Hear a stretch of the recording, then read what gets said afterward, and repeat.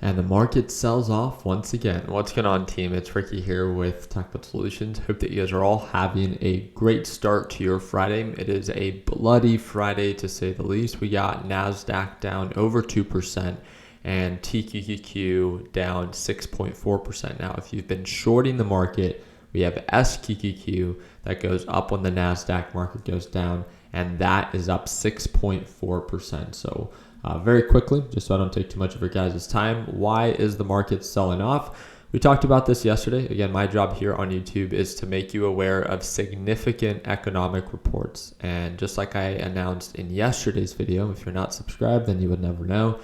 We were talking about PCE prices. So PCE prices, again, the overall expectation was 0.4. Not only did it not come in at 0.4, but it actually came in worse than expected at 0.6%.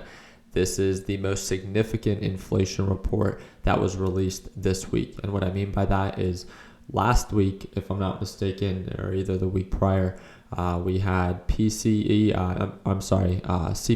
and PPI inflation reports both come in higher than expected, but they still dropped month over month. When it comes down to this report, this actually came in hotter than expected, supporting the case that inflation is not dropping like it was. I don't know if you guys remember 1 or 2 weeks ago, I talked about this, making it very clear of why I believe that the NASDAQ market was overbought and that we should prepare for a pullback, right? We were not showing progress since February 2nd. We were consolidating. The NASDAQ market was going up for no reason.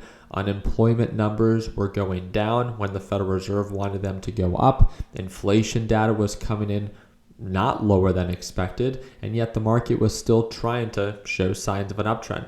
And again, a lot of people took time to actually understand what it was that I was saying, and now the market's pulling on back. Literally, I mean, go back 1 or 2 weeks when I made the video when we were trading at 307, when those inflation reports came out. I made it very clear of, if those inflation reports continue to come in hotter than expected, just like PCE prices did today, then a retracement down to the moving average is like a given, right? The big concern that a lot of people have right now is two things. Because these inflation numbers are coming in hotter than expected, meaning that inflation is not dropping like it was. Remember, we went from 9.1% inflation rate to I think we're at 6.3 or 6.4 right now. We were making steady progress in the beginning. We're no longer doing that. We're not dropping month after month. In the month of January, we did see an increase from December to January. And then now we're going to be reporting for the month of February once February is over. Now, the big thing that I would pay attention to is if this inflation number comes in higher than expected, then you better be ready for the market to drop. Because right now, what's originally factored in is that the Federal Reserve was only going to raise interest rates 0.25%. And when I made that video 1 or 2 weeks ago, because of those inflation numbers coming out, I talked about, okay, well, if these inflation numbers come out, just like Jerome Powell said, who's the head of the Federal Reserve, they said that they will raise interest rates during their Washington, D.C. conference, that he will raise rates more aggressive than what was expected. And during that live stream, I live streamed his discussion in Washington, D.C. And right away, I was surprised the market didn't sell off, because right away, I viewed his comment on that to pretty much just be an alley-oop. He was just waiting for these inflation numbers to support the case that inflation is not going down like it was. And if it's not going down like it was, then the job of the Federal Reserve is to raise rates, to slow down the economy, and to bring down inflation. And with PCE prices this week, with CPI and PPI reports coming in hotter than expected, it is no question that it makes sense on why the market's pulling on back. No one complains when the market is indicating signs of an uptrend for no reason. We gapped up from lows of 260 to highs of 314 in 1 month. In less than 1 month if you actually do the math. This was January 6th, and then this was actually February 2nd. So in less than 1 month, we saw huge returns. Tesla went from $100 all the way to over $200 a share.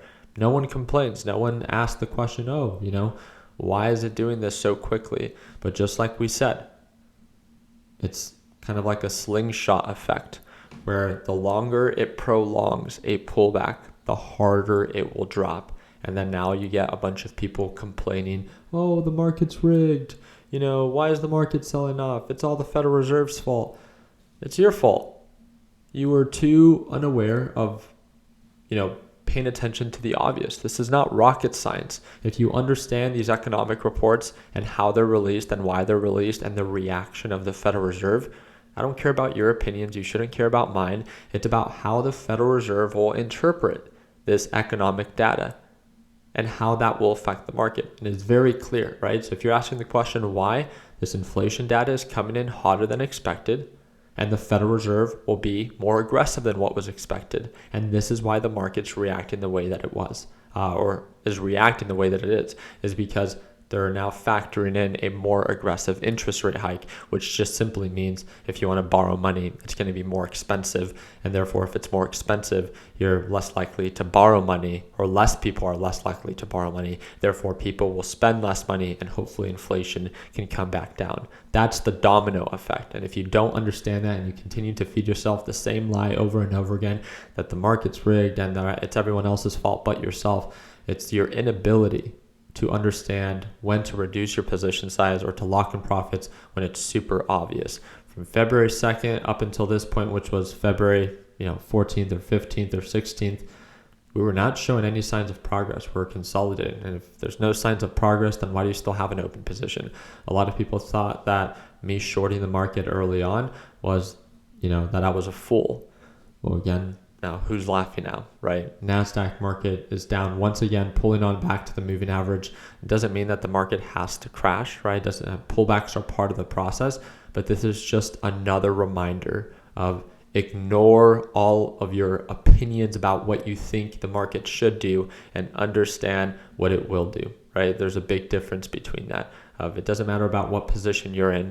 When you're wrong, just accept it and cut it or lock in those profits. And when market direction begins to shift, then again, the only people that freak out during market pullbacks are those that did not prepare. And I can reassure you, there's a bunch of people holding their positions that they bought up here all the way down here and that are just, pointing the fingers to the sky because that's all they can do. And remember, the only thing that you need to worry or focus on is just being a little bit better than those that continue to make the same mistake over and over again. So it brings me joy to know that we were right? That the market is finally reacting the way that it should based off of what's being factored in. Also, treasury yields are nearly approaching 5%. So that's one thing that I do want to bring up. So by them approaching nearly 5%, that simply means that it is super attractive to the point where it might begin to take money away from the overall stock market. Just another reason on why the market really just fueling more of that selling pressure. So what I'm paying attention to right now is if we're going to hold above this moving average. We're approaching a potential support zone right around this moving average. We could find a potential support zone, but if we break below this, then get ready to get flushed out. Maybe another leg down all the way down to 260 to 250. If we do hold above this, then again, the next resistance is going to be that EMA once again to see if we can break above it and see if we can form that overall reversal. So it all comes in stages. We're looking to see if we hold above moving average and then if we can break above that EMA. So very excited to follow up. If you guys have any questions, you guys know exactly how to reach out to me, and that's going to be via Discord. I don't want to sugarcoat things. I work with one team and one team only, and it's my Learn Plan Profit group. So if you want my time, if you want the ability to be able to watch me trade live every day, and if you want to condense the time that it will take for you to learn how to trade, then I encourage you to take 2 minutes, click the second link in the description down below, learn a little bit more about our Learn Plan Profit group and see if it's a good fit for you. If you're ready to join our team, you can watch me trade live as soon as Monday at market open. If you have any questions before joining, shoot me a direct message via Discord or via Instagram, and that's the first and third link in the description of this video down below. Don't forget, I am using the Webull trading application. It is free for everyone in the US, and right now they do have a limited time promotion that if you sign up using my link, which is the fifth link in the description down below, you will earn up to 12 free shares just when you deposit $1, and I earn 1 free share. And again, you can have more than one trading application. So if you've been thinking about changing, then again, just sign up, fifth link down below. I appreciate your time. Like always, let's make sure that we end the year on a green note. Take it easy, team.